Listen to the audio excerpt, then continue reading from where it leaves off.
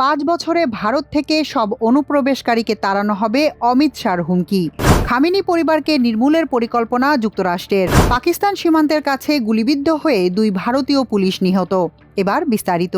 শুধু ভোটার তালিকা থেকেই নয়, আগামী 5 বছরের মধ্যে দেশ থেকেও অনুপ্রবেশকারীদের অস্তিত্ব মুছে ফেলা হবে বলে হুমকি দিয়েছেন ভারতের স্বরাষ্ট্রমন্ত্রী অমিত শাহ। শনিবার আসামে দেওয়া এক বক্তব্যে তিনি বলেন, শুধু দখল করা জমি থেকে অনুপ্রবেশকারীদের উচ্ছেদ করলেই চলবে না, তাদের দেশ থেকেই তাড়াতে হবে। শুধু জমি থেকে উচ্ছেদ করলে তারা অন্য কোথাও গিয়ে থাকতে শুরু করবেন, তাই তাদের দেশ থেকেই বিতাড়িত করতে হবে। সামনেই আসামের বিধানসভা নির্বাচন। এদিকে ইঙ্গিত করে অমিত শাহ বলেন, বিজেপি আবার ক্ষমতায় এলে প্রত্যেক অনুপ্রবেশকারীকে খুঁজে বের করে দেশ থেকে তাড়ানো হবে। যখন দেশের একটি বড় অংশ মাওবাদ থেকে মুক্ত হতে পারে, তখন অনুপ্রবেশকারী মুক্ত হতে পারে। এজন্য দরকার ইচ্ছাশক্তি, সাহস এবং দৃঢ়তা। আমাদের প্রধানমন্ত্রীর কাছে এর সবগুলোই রয়েছে।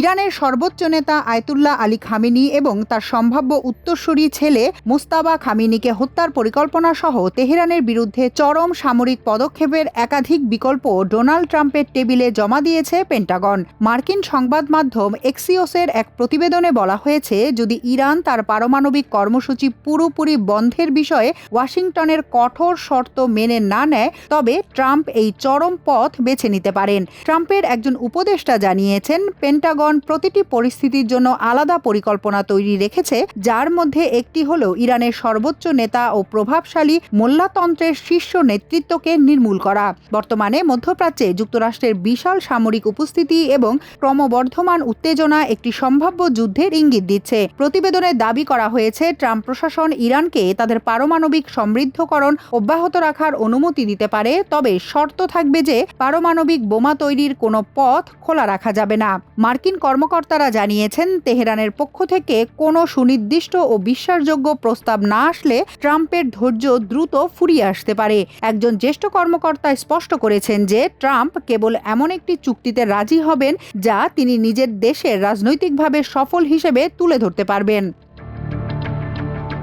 ভারতের পাঞ্জাব রাজ্যের গুরুদাসপুর জেলায় পাকিস্তান সীমান্ত সংলগ্ন একটি নিরাপত্তা চৌকি থেকে 2 পুলিশ সদস্যের মরদেহ উদ্ধার করা হয়েছে। তারা গুলিবিদ্ধ হয়ে মারা গেছেন। ভারতীয় সংবাদ মাধ্যম দ্য টাইমস অব ইন্ডিয়া জানিয়েছে, রোববার দোরাংলা থানার অন্তর্গত আদিয়ান গ্রামে এই ঘটনা ঘটে। নিহতরা হলেন assistant sub inspector Ashok Kumar ও হেড কনস্টেবল গুরনাম সিং। তারা ভারত পাকিস্তান সীমান্তের কাছে একটি চেকপোস্টে দায়িত্বে ছিলেন।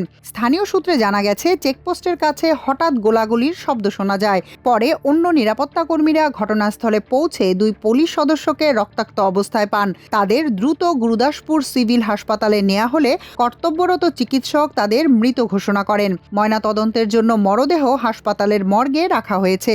আন্তর্জাতিক সীমান্তের কাছাকাছি হওয়ায় বিষয়টি গুরুত্ব সহকারে দেখছে নিরাপত্তা সংস্থাগুলো।